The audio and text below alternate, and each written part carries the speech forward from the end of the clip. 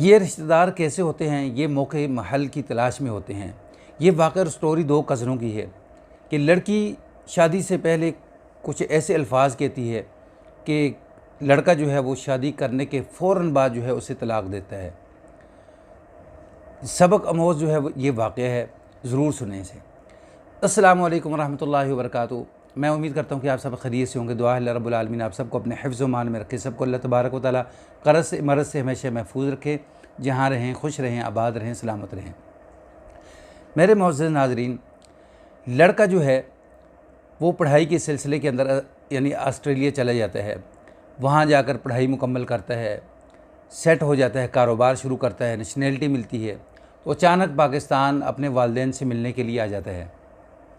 तो एक शादी होती है, शादी के अंदर शिरकत करता है। तो एक लड़की के ऊपर उसकी नज़र पड़ती है, तो फ़ौरन अपने वालिदैन को कॉल करता है। वालिदैन भी उसी शादी में मौजूद होते हैं।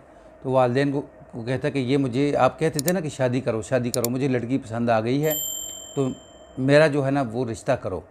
तो वालिदैन कहते हैं कहाँ है लड़की? वो सामने जो है। तो वालिदैन जो है वो सारे जो है हंसने लग जाते हैं कि ये तो आपकी बचपन की दोस्त है, ये आपकी कज़न है जिसके साथ आपने बचपन गुजारा है, तंग किया है इसको खूब। कहता अच्छा ये नादिया है? हाँ जी ये नादिया है, तो बस मेरा रिश्ता अभी तय करो। वो कहते हैं कि सब्र करो, घर जाएंगे, कल तैयारी करके यानी आ जाएंगे। तो लड़का जो है वो रात सारी इसी के ख्वाब देखता रहता है, सोचता रहता है।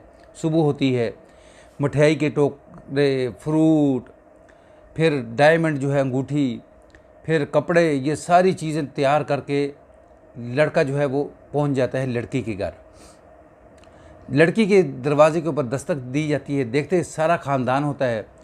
लड़की का वालिद कहता है खैर से आना हुआ है? वो कहते हैं हाँ खैर से आए हैं, अंदर आने देंगे कि नहीं? बिठाते हैं अंदर। तो लड़के की जो वालदा है ना वो कहती है कि हमारी बहू को बुलाएं, हमने डायमंड वाली जो अंगूठी है ना वो पहनानी है। तो वो कहते कि आपकी बहू कौन सी? वो कहती कि वो नादिया। तो क्या आपको कोई इतराज़ है? लड़की के वालिदैन कहते नहीं हमें कोई इतराज़ नहीं। ये सारी बातें लड़की सुन रही होती है। लड़की जो है सबकी गुफ्तगू सुनने के बाद नीचे आती है, आकर कहती है कि मैं इस लड़के से शादी करूँगी, मैं इसके ऊपर थूकना भी पसंद नहीं करती। तो नाज़रीन, वालिदैन जो हैं वो अपनी बेटी को समझाते हैं क्या हुआ है। वो कहते कि बचपन के अंदर ऐसे ऐसे ये वाक़यात हुए थे। वो कहते बचपन का वाक़यात है, अब तो मैच्योर हो चुका है, यानी अपना कारोबार है, समझदार है, होशियार है, तो ज़िम्मेदार बंदा है। तो फिर लड़की जो है वो मान जाती है। लड़की नीचे आती है, उसको अंगूठी पहनाई जाती है, बाकायदा मंगनी की जाती है। फिर जो है कुछ दिनों के बाद जो है वो शादी तय की जाती है। हत्ता कि शादी होकर लड़की ब्याह के अपने ससुराल चली जाती है, जो उसकी सगी फूफी का घर होता है। तो जो रात होती है ना, पहली रात के अंदर दोनों मियाँ बीवी जो है वो बैठते हैं अपने कमरे के अंदर, गपशप करते हैं। तो दूल्हा जो होता है वो अपनी बीवी को मुंह दिखलाई के अंदर जो है फिर एक और अंगूठी जो है बड़ी महंगी अंगूठी देता है। तो फिर जो है रात को अपने अज़वाजी जो तल्लुकात होते हैं वो कायम करते हैं। तो लड़के के दिल के अंदर कोई बात चल रही होती है, लेकिन ख़ानदान से पोशीदा होती है। जैसे सुबह होती है, लड़का जो है वो नहा धोकर फ्रेश होकर कपड़े पहनकर अपना ब्रीफ केस तैयार करता है। तो अपनी दुल्हन को उठाता है कि उठो। वो कहती है कि अभी तो बहुत टाइम पड़ा है। कहता कि अभी आपकी आंखें खोलने का वक्त आ चुका है। वो कहती क्या हुआ? कहता है कि आपने कहा था ना कि मैं आपके ऊपर थूकती भी नहीं। मैं अब देखता हूँ कि मेरी थूकी हुई जो है वो कौन पसंद करेगा, कौन आपसे शादी करेगा? कोई करेगा भी तो कोई रंडवा होगा। तो ये बातें करता है। तो और लड़की को बोलता है कि आपके वालिद ने शादी के ऊपर कितने पैसे लगाए हैं? उसने कहा कि 25 से 30 लाख रुपए लगाया होगा। तो 25 लाख रुपए लड़की के मुंह के ऊपर मारता और उसे 3 बार तलाक बोलता और ब्रीफ केस लेकर निकल जाता है, यानी एयरपोर्ट से सीधा ऑस्ट्रेलिया। तो लड़की अब कमरे के अंदर अकेली बैठी है, रो रही है। फिर वहाँ से निकलती है, अपने वालिदैन के घर पहुँच जाती है।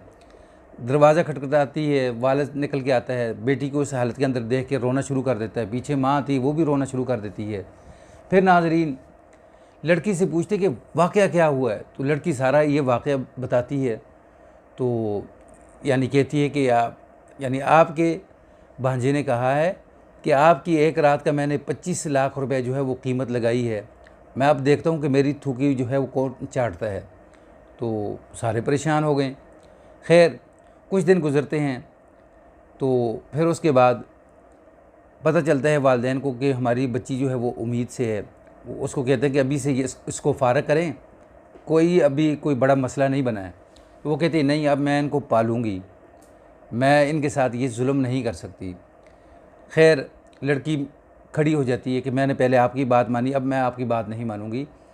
तो फिर वालिदैन समझाते हैं कि एक और जगह से रिश्ता आता है कि कर लो, बहुत अच्छा है, शोहर है, बस उसकी औलाद नहीं होती, बहुत खाता पीते घर का है, वहाँ शादी कर दी जाती है।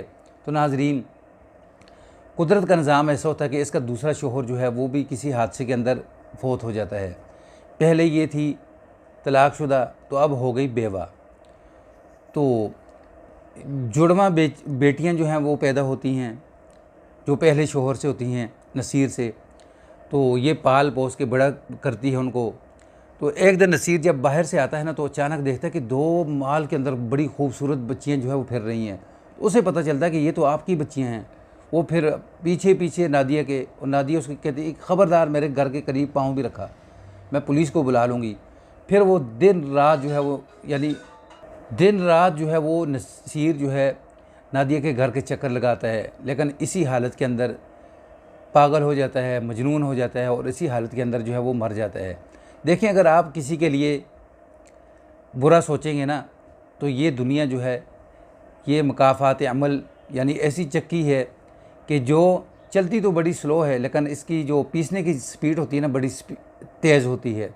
तो इसलिए किसी के लिए बुरा करेंगे तो आपका भी बुरा होगा, किसी के लिए अच्छा करेंगे तो आपका भी अच्छा होगा। वाकई स्टोरी पसंद आए तो इसको यानी आगे शेयर कर दें। अस्सलामु अलैकुम रहमतुल्लाह।